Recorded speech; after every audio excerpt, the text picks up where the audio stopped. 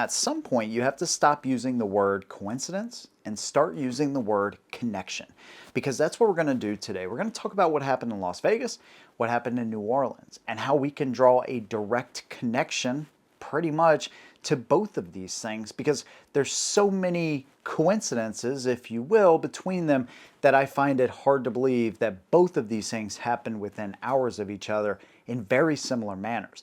Now, not only will we talk about those connections and how they're so similar, but also the underlying messaging that both of these guys were trying to send to you, me, and to Trump as well. It's kind of fascinating. Now, of course, I want to do this with all due respect to the families, right? That are grieving, the people that lost their lives, especially down in New Orleans. It reminds me a lot of what happened in Waukesha years ago. I'm not like somebody that's really into trials or watching them, but that's one I watched because the idiot that did that was representing himself, right? And so it was quite fascinating, and it reminds me of that. But of course, I want to do it with all due respect to them. Now, you may agree or disagree with my opinion. That's totally fine. Let me know what you think down below. Let's go ahead and jump right into it. So what are these connections? What are these similarities between these two? Well, let's start with the guys that actually did this. The one in New Orleans, he was honorably discharged from the military, right? So he served for a while, I think from 2009 to 2020. Now, the guy that blew up the Cybertruck in Las Vegas, he was also actively serving. He was actually serving in Germany at the time, but he was on leave in Las Vegas. Now, both these guys actually served at Fort Bragg, or formerly known as Fort Bragg. It's Fort Liberty now, but we're just going to refer to it as Fort Bragg because everybody pretty much knows what that is.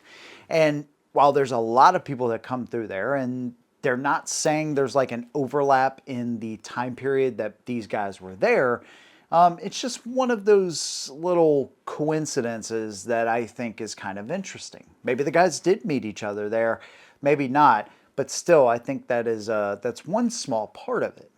But then you have the vehicles used. Now, they both went through the same app, which is called Toro. Toro released a statement. They said, hey, neither one of these guys had any kind of criminal background, nothing that would have kept them from renting vehicles from us. So it sounds like a fairly secure way to rent cars. It's not like your typical places that you'll find. There's a lot of these types of apps now, and people rent their own cars, right? To people that are traveling back and forth. I went on the app and I was like, hey, let's see how easy it is. It's really not that hard of a process to rent a car from these guys. I'm not saying that that is necessarily their fault, but if they, for some reason, had some kind of coordination between themselves, or somebody above them said, hey, if you rent from these guys at Toro, you're actually going to have a lot less logistical type of nightmare to get through. But you got to remember, both of these guys are United States citizens. They're not going to throw any red flags. And that probably is one of the scarier, more disturbing facts about all of this, because that means that they had to be radicalized. And if you look at the way they did this, it looks like they were radicalized by the same freaking group. Why do I say that? Well, one had an ISIS flag on the back of his truck. I think he had one on the inside of his truck as well. So that's kind of a clear indicator, right? Hey, okay, this is kind of who we need to be looking at. But one thing that these guys that get radicalized by ISIS or whoever, they hardly ever make it out alive. They don't mind taking their own lives. The guy in Las Vegas sat in the Cybertruck, right? He had racing fuel, it looked like, and frickin' fireworks and everything else in the back of that Tesla, and he just sat right there. Guy in New Orleans runs over all these people, then he starts having a shootout with the cops. The whole idea between both of these things, and the way they were carried out at least, is to cause as much chaos, destruction, and take as many lives as possible without fear of having your own life taken, because of kind of the crazy ideology that goes along with this. Now, both of them were using electric vehicles. This is interesting too. So the guy down in New Orleans is using a Ford Lightning.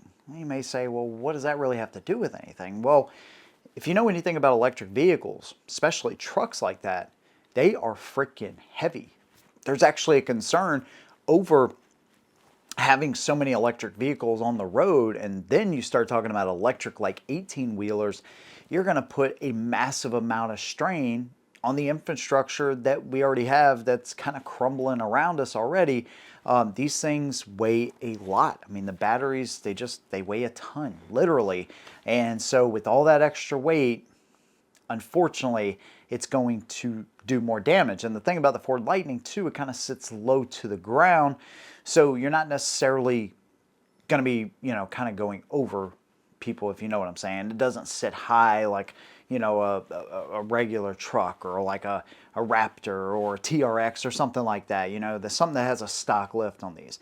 They kind of sit a little bit lower, and you have a lot of weight, you have a lot of mass there, and of course a lot of energy with that thing going down the road the way it was. The guy in Las Vegas was using a Cybertruck. Why a Cybertruck? Well, I think he was kind of thinking the same exact thing, because they're getting their information, I think, my opinion, from the same people. Electric vehicles, the fires burn hotter, right? So if you're going to set this thing off, it's going to be much harder for firefighters to put these things out. Fortunately, firefighters are starting to figure out how to put these fires out more effectively.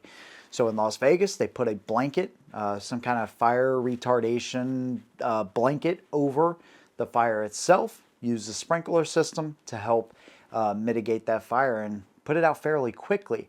Now, the other thing this idiot didn't think about is the fact that the Cybertruck actually acted as kind of a funnel for the explosion.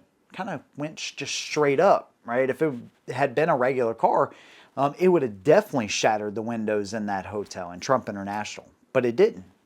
You're talking about a truck with a steel body, and you have, glass that is, pretty much indestructible. Well, Can you try to break this glass, please?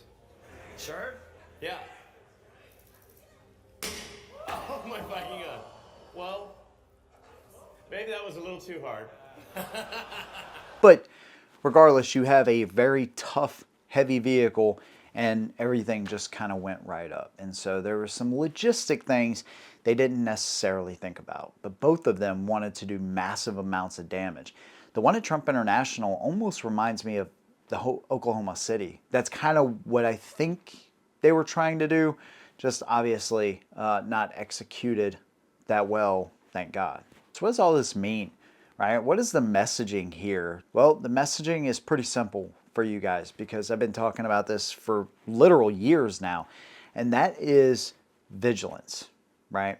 Protecting yourself, carry permits, whatever you need in your state to be able to make sure that you have that firearm on you. It's so crucial, because every time you see something like this, I don't know if you kind of get this feeling like if you don't have your permit or carry gun, or whatever situation you're in right now, if you're like, man, I keep putting it off, man, I really wish I had that.